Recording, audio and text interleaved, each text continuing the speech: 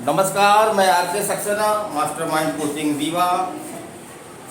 आप लोगों का एक बार पुनः स्वागत और अभिनंदन करता हूं। और आज की मेरी ये हिस्ट्री की क्लास है, जिसमें मैं वर्ल्ड हिस्ट्री के काफ़ी इम्पोर्टेंट फैक्ट जो जनरली हम नहीं पढ़ते हैं उनको आज मैं बताने जा रहा हूं।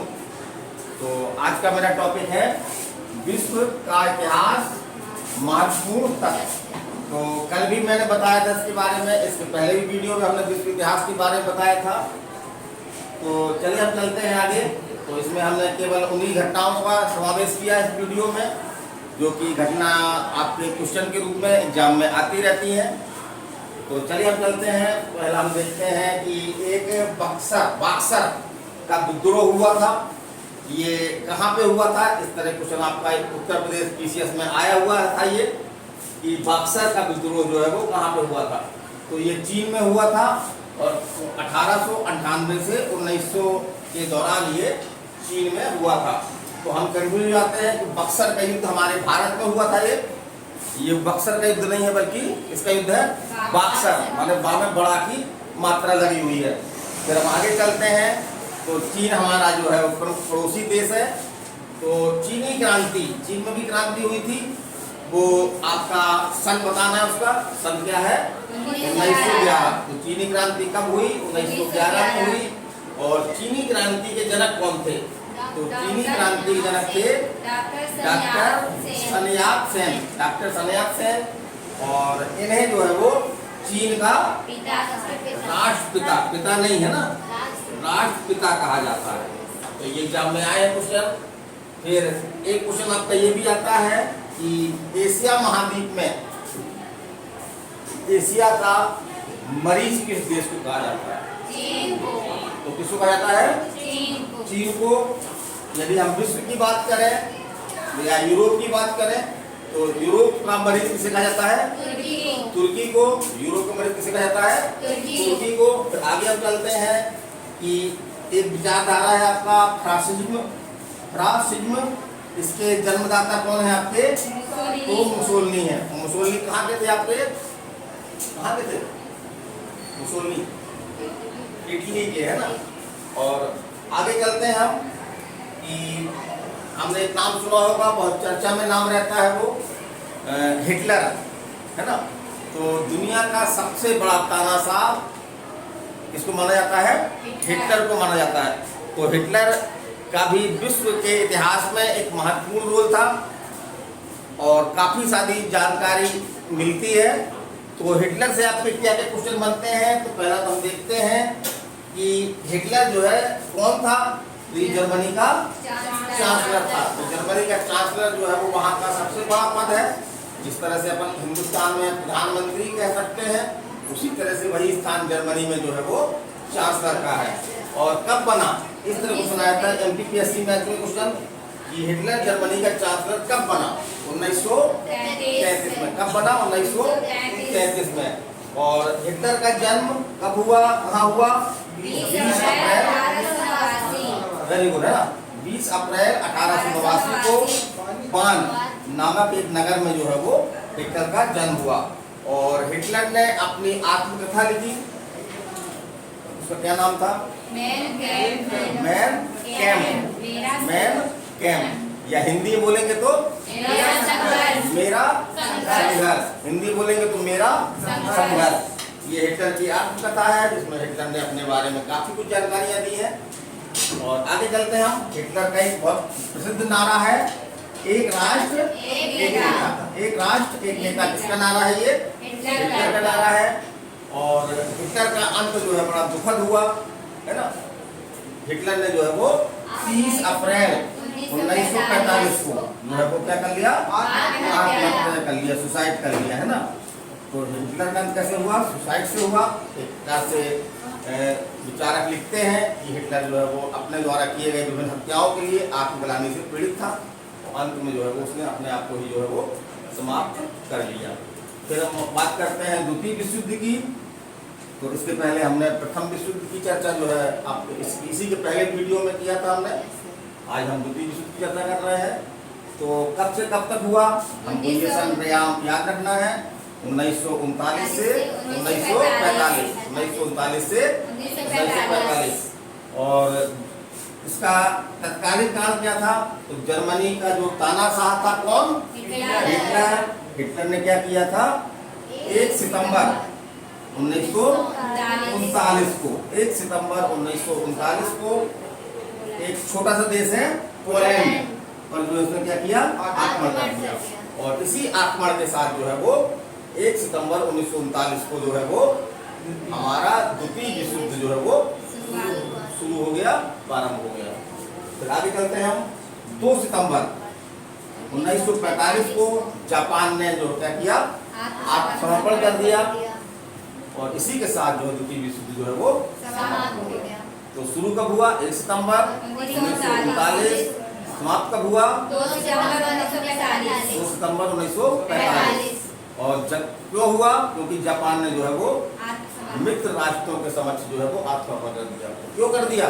क्योंकि अमेरिका ने जो है वो परमाणु बम का 2 बार प्रयोग किया, जिससे एक प्रकार से जापान की कमर जो है वो टूट गई और वहां पे हताशा का भाव आ गया और उसने जो है वो मित्र राष्ट्र के समक्ष जो है वो आत्मसमर्पण कर दिया। और इस तरह से द्वितीय विश्व युद्ध जो है वो समाप्त हो गया। हम आगे चलते हैं। तो एक क्वेश्चन आपका ये पूछा गया है कि कितने देशों ने भाग लिया द्वितीय विश्व युद्ध में? 61 देशों ने। प्रथम विश्व युद्ध में कितने देशों ने भाग लिया था? 37। तो हमने बताया था पिछले वीडियो में कि प्रथम विश्व युद्ध में 37 कंट्रियां शामिल थी, जबकि द्वितीय विश्व युद्ध में 61 देश जो है वो शामिल थे। और आगे चलते हैं हम। तो इसमें मुख्य रूप से कितने गुट थे? 2 गुट थे, है ना। जो विश्व युद्ध में जो भी कंट्रियां शामिल थी उनके 2 गुट थे। एक गुट कौन था आपका? धुरी राष्ट्र। और दूसरा गुट कौन था आपका? मित्र राष्ट्र। तो लगभग वैसी स्थिति है जैसे प्रथम विश्व युद्ध में थी। आपके धुरी राष्ट्र में मुख्य रूप से कौन कौन थे? आपके जर्मनी मुख्य देश था, इसका नेता था धुरी राष्ट्र का। Italy, Japan. और मित्र राष्ट्र में आपके कौन कौन थे? इंग्लैंड, फ्रांस, रूस।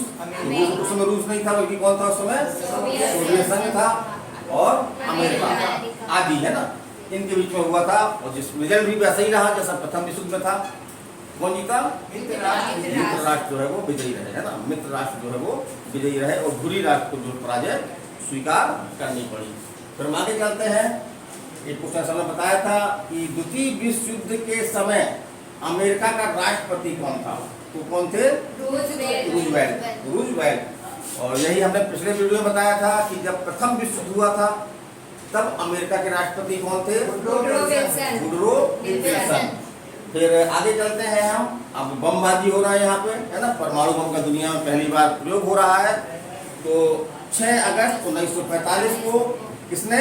अमेरिका ने जापान के हिरोशिमा नगर में क्या किया? परमाणु बम का जो है वो पहली बार प्रयोग किया। और इस परमाणु बम को नाम क्या दिया गया था? लिटिल बॉय, है ना। ये पूछा गया एग्जाम में कि अमेरिका द्वारा जो पहला परमाणु बम का प्रयोग किया गया था उस परमाणु बम को क्या नाम दिया गया था? Little boy. लिटिल बॉय ने काफी तबाही मचाई थी, है ना।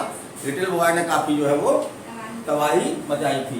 और उसके ठीक बाद 9 अगस्त 1945 को अमेरिका ने पुनः जो है वो जापान के नागासाकी, जापान के नागासाकी में जो बम का प्रयोग किया, ये दूसरे बार प्रयोग था। इस प्रकार से इस परमाणु बमबाजी में जापान की कमर टूट गई और अंततः क्या किया? उसने आत्मसमर्पण कर दिया। उस प्रकार से द्वितीय विश्व युद्ध जो है वो समाप्त हो गया। अब इसकी डेट कैसे याद रखना? ये 9 अगस्त, है ना। तो 9 से 9 अगस्त और ना से नागासाकी, इस तरह से कोडिंग बना कर रख सकते हैं। तो कोडिंग में खुद सारी बनाता हूँ, लेकिन आप भी अपने हिसाब से कोडिंग जो है वो बना सकते हैं। और द्वितीय विश्व युद्ध के बाद क्या हुआ कि समूचा विश्व, ज्यादातर देश जो है वो 2 गुटों में बट गए। एक गुट तो कौन था आपका? अमेरिका गुट। दूसरा कौन गुट था आपका? सोवियत संघ गुट। तो इन्हीं के बीच जो है वो ये काफी पावरफुल हो गए थे। एक दूसरे की लड़ने से डायरेक्ट रूप से लड़ने से हिम्मत नहीं कर पा रहे थे। तो एक प्रकार से ये अप्रत्यक्ष रूप से एक दूसरे का विरोध करते थे। इनके बीच में संघर्ष जारी रहता है। इसी को हम क्या नाम देते हैं? शीत युद्ध। इसी को शीत युद्ध कहते हैं। लेकिन अभी वर्तमान में ये देखने में आ रहा है कि अब शीत युद्ध जैसी स्थिति नहीं है, क्योंकि रूस जो है वो अमेरिका की तुलना में निसंदेह रूप से कमज़ोर है। तो वर्तमान में शीत युद्ध जैसी स्थितियाँ जो है वो नहीं है जो द्वितीय विश्व युद्ध के बाद हुई थी। और इसी युद्ध के बाद एक संगठन की स्थापना हुई थी, है ना, 24 अक्टूबर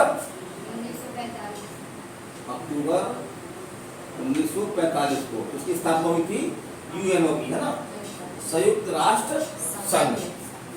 इसकी स्थापना हुई। इसकी स्थापना का क्या उद्देश्य था कि अब इस तरह का प्रयास किया जाए कि तीसरा विश्व युद्ध ना हो पाए, और जो आपस में देशों के जो संघर्ष होता है उसको जो है वो इसी लेवल पर जो है वो उसका निपटारा कर लिया जाए।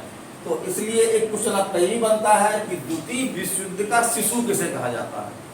शिशु माने बच्चा, तो किसको कहा जाता है? संयुक्त संयुक्त राष्ट्र, तो यूएनओ को, है ना। तो यूएनओ वगैरह हमने जो डिटेल वीडियो में पढ़ाया पूरा यूएनओ के बारे में हमने खासा बताया, पूरा 1 घंटे की क्लास हमारी इसी वीडियो में अवेलेबल है, उसको आप देख सकते हैं। संयुक्त राष्ट्र संघ दुनिया का सबसे बड़ा संगठन, उसकी हेडिंग क्या है? दुनिया का सबसे बड़ा संगठन। तो उसमें हमने यूएनओ के बारे में बहुत छोटी से लेकर के बड़ी बड़ी चीज़ें बताई हैं, क्योंकि बड़ा टॉपिक है, बड़ा संगठन है, इसके 6 अंग हैं और हर अंग के बारे में अपने अपने बहुत सारे फैक्ट हैं और उनको हमको जानना जरूरी है। तो आज हमारा ये विश्व का इतिहास खत्म हुआ। जैसे हम कल कोई नया टॉपिक शुरू करेंगे, कोई नया सब्जेक्ट उठाएंगे हम, तो वो आपको वीडियो मिलेगा। तो आप हमारी हिस्ट्री की क्लास पूरी की पूरी हिस्ट्री क्लास जो है वो आप हमारे वीडियो में देख सकते हैं। आप प्ले लिस्ट में जा करके, इतिहास की प्लेलिस्ट है तो उसमें जा करके आप देख सकते हैं। तो हमारा पूरा पाषाण काल से लेकर के और भारत का इतिहास पूरा कंप्लीट है। उसके बाद हमने 3-4 टॉपिक हमारे जो है विश्व के इतिहास के हैं, तो उससे लगभग हमने विश्व का इतिहास भी कवर किया है। तो उसको देखें और हमको कमेंट करें कि कैसा लगा आपको। तो मैं R K. Saxena, excellence mastermind coaching Rewa, आप सभी लोगों से विदा लेना चाहता हूँ। हाँ, एक बात और है कि अभी जैसा कि आर्मी में अग्निवीर भर्ती की सूचना जारी हुई है और दिसंबर तक जो है वो अग्निवीर की भर्ती जो है वो पूरी कर ली जाएगी। तो इसका फिजिकल होना है और लिखित एग्जाम भी होना है। लिखित एग्जाम के बारे में हमने वीडियो में काफ़ी कुछ बताया है। तो इसकी जो भी तैयारी करना चाहते हैं हमसे संपर्क कर सकते हैं। तो चलिए हम विदा लेते हैं। नमस्कार, धन्यवाद।